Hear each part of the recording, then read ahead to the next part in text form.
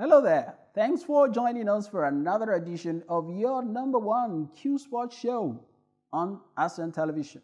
It is the Q Sports program right here. My name is Jide, Olaniran, and the show, it's loaded. As usual, we'll be taking you through what are the things that are happening in snooker and pool or Q Sport generally. We'll be talking about the Welsh Masters and also something that is happening on the continent of Africa. The All African Pool Association is also busy. We'll be looking at this also on the show. And we also be reaching out to our friends, the Snooker and Pool Players Alliance. What's happening on their leaders board? What is happening there? And other things you need to know, we will fill you in on the show today. We're on a short break to take the news, and when we return, the business of talking Q Sports continues right here.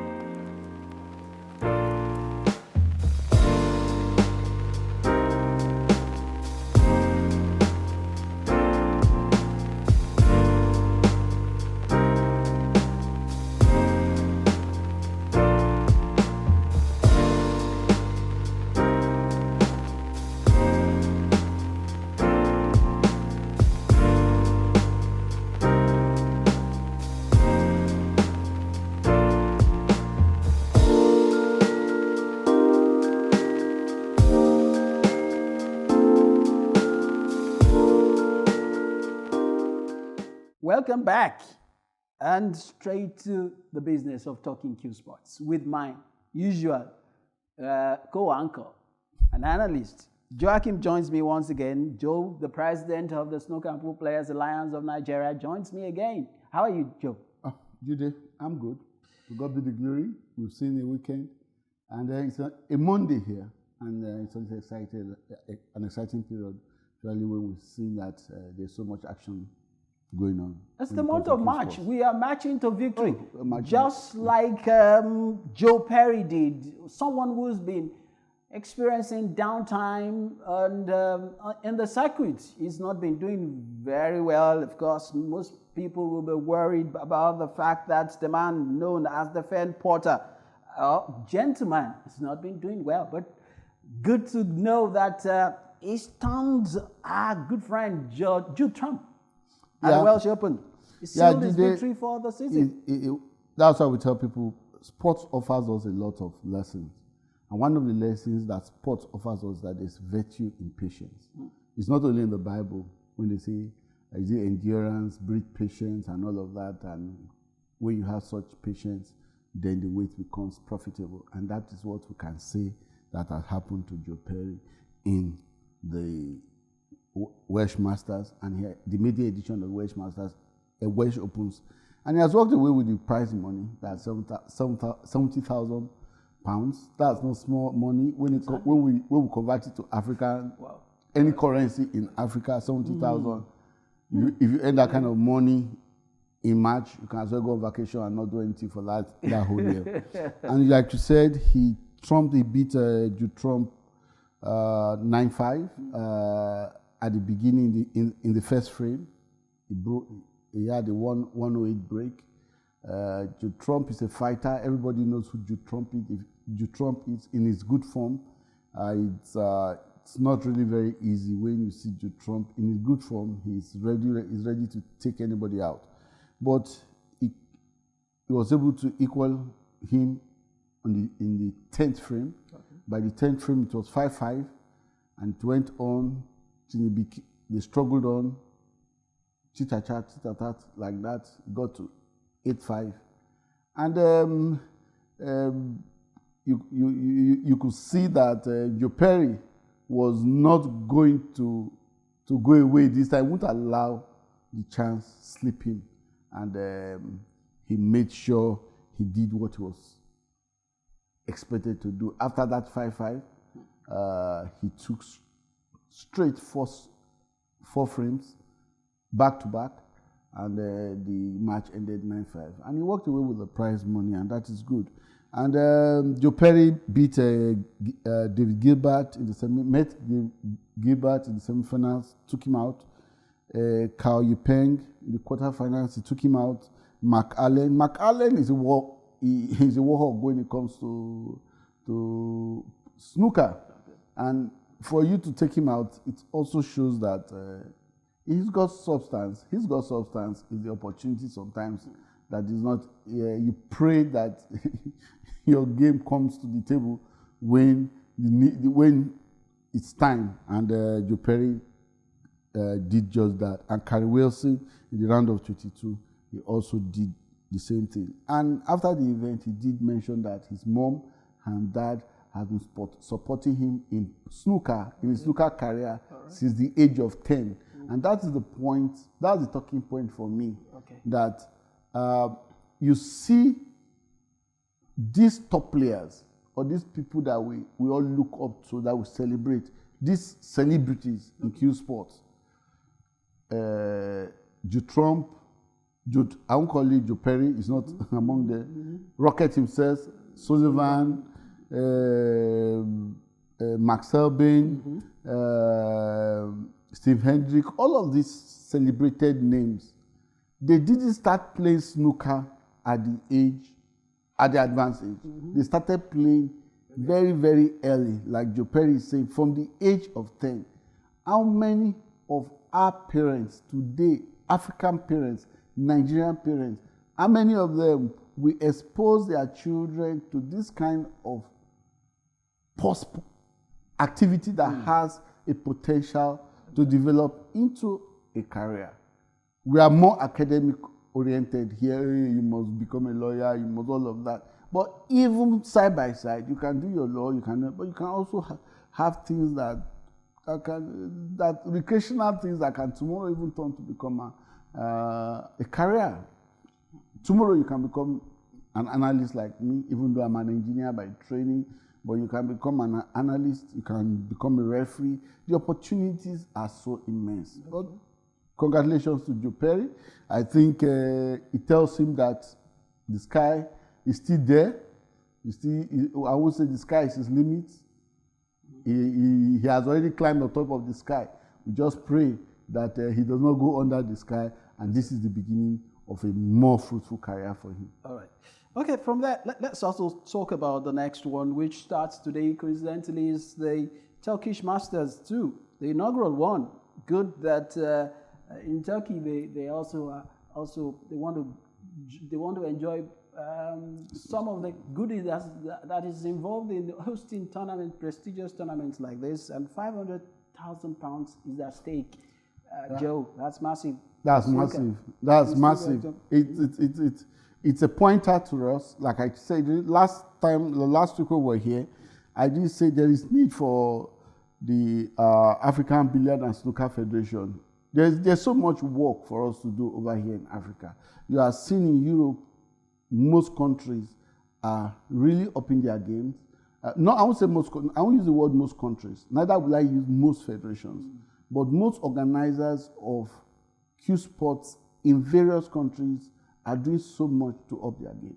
And right now, the World Snooker Tour, the Scottish snooker community, has gotten the attention. They've caught the attention of the World Snooker Tour, and the World Snooker Tour has taken snooker and to Turkey, and they are going to have the Turkish Masters. Why can't we have a Masters even in Africa, whether in South Africa, whether in Morocco, or in Egypt, in Algeria, and even in Nigeria? I believe we have what it takes, but there are certain economic elements, like we always say, that is required for them to bring any event to your country or to your continent. And one of the elements, especially when I did talk to Barry Hans, I sent Barry Hans a message once that why can't we hold big events? Because when it comes to snooker, billiards, or when it comes to snooker or pool or precision sports, Barry is the biggest name. And I did once on Facebook send him a message, and he did respond to me that why can't we have one of these major WST events, that's World Snooker Tour events in Africa? And one thing he says, do we have the numbers? Do we have the numbers? If they hold an event in Africa, they put down 500, even if you forget £500,000, Even if they say they will put 500,000 pounds, the ticket for that event, can we in Africa pay it? Not beyond that, sponsorship. Can we mobilize enough sponsorship from within the African continent that will subsidize that ticket fare? And the third part is that if they organize an event of that nature, will we have the audience? We will have the audience that will want to come and watch all of these players showcase the mastery that they have. And these are questions we have to ask ourselves. But well done to the WST and even to the Turkish snooker community for this one, because it's big. And it's also evidence that snooker is growing and growing and growing. And even the Arabs, they play a lot of snooker. Yeah, because it's massive. The potential is massive, really. And that's why, like you said, of course, if you talk about the Arabs, no wonder. In North Africa, it's big. Snooker is big. That's one area of the continent of Africa where you see a lot of snooker players. No wonder we had it at the All Africa Games. And most of, aside South Africa, we had most of the North African players playing it there. Okay. All right, let's talk to next. I know you will enjoy this next one. Let's quickly talk about the autobiography of your role model. Your mentors. That will be released on April 26th. That's talking about Mr. Perry Stuns, the OBE. Yes, OBE, Perry Stuns. He's my role model. A lot of things I do is fashioned along the line of what he has also done, even in the United Kingdom, through his platform, his company called Matchroom. The biggest name, as far as I'm concerned, the biggest name when it comes to precision sports, that's snooker, darts, and pool. Even it's the biggest name. Isn't it amazing what he's done with some of the sports we call lesser sports that people refer to as lesser or unpopular? Even fish and poker, he's there. He brought skill sports on TV. Yeah. Got some massive. Aside boxing might be big once in a while. There are great paydays in boxing. Aside boxing, he's done well. But look at what he's done with Q Sports. Yes, Perry, as far as I'm concerned, is a celebrated name. I celebrate him. It is worth having a copy of his biography. Once it's released, I will. If there's any book, I don't really love. Sometimes I struggle to read, especially if the book does not have to do with sports. But I look forward to receiving a copy of Perry's autobiography. First of all, it will be an opportunity for us to peep into his mind. How does this man's mind work? Everything he has touched has turned to gold. Remember, he was an accountant, a chartered accountant, and from there he left the accounting profession and came into sports. Will I call it a sport premium or sport premium? I don't know. But as far as I'm concerned, from the day they bought their first pool house or snooker house, and from there they partnered with I think it's ITV and all of that, BBC. He's done so much. As far as I'm concerned, he's one person. He deserves even more than the award that the OBE recognition or award given to him by the Queen. I believe he deserves, if there's any award that can be given on a global stage, that is one man that is worth saying, hey man, Perry, you've done so well. We celebrate you, and we would really love to have a copy of your book, and I would really love to read about so much about you. Exactly. Maybe when the book is out, maybe we will devote some time on the show to really analyze some parts that really will be motivating for most of those, or inspire most of the young sportpreneurs to greatness. Really. I remember sometime in 2001, I would say Fiji Ventures got a partnership with Matchroom to even promote professional darts in Nigeria, and starting with showing professional darts on Nigerian television. It was so successful at that time, but unfortunately, it didn't catch the fire. But right now, we are seeing more and more people are showing interest even in that. So tell you that Barry, Barry is Barry. That's it. Let me end it that way. Barry is Barry. Like greetings to him.